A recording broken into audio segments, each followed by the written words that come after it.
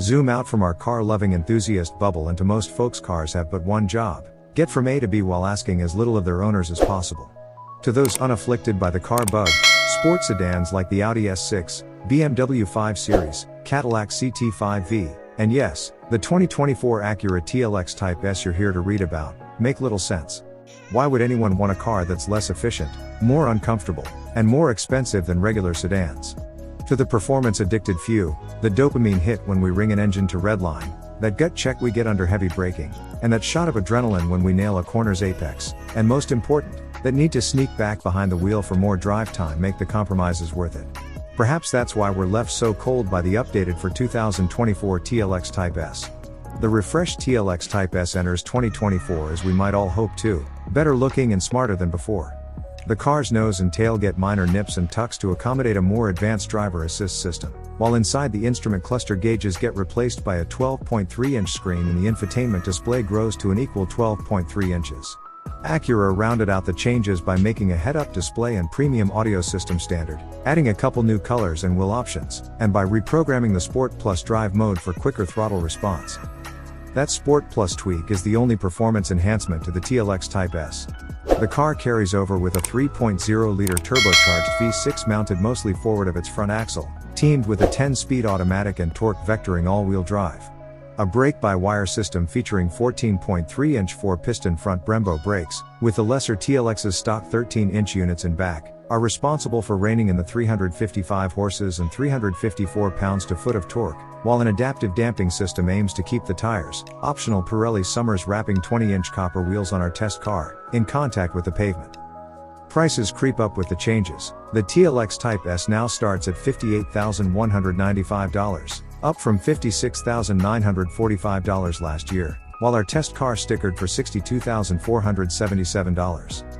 That's a hair under the Audi S6, M Sport-equipped BMW 5 Series, and Mercedes-AMG E53, but a chunk of change more expensive than rivals big and small like the Cadillac CT5V, Audi S4, and AMG C43. To be fair, maybe we'd be foolish to expect fundamental changes from a light refresh in a car we described at our Performance Vehicle of the Year competition as sloppy and inconsistent, but we're eternal optimists.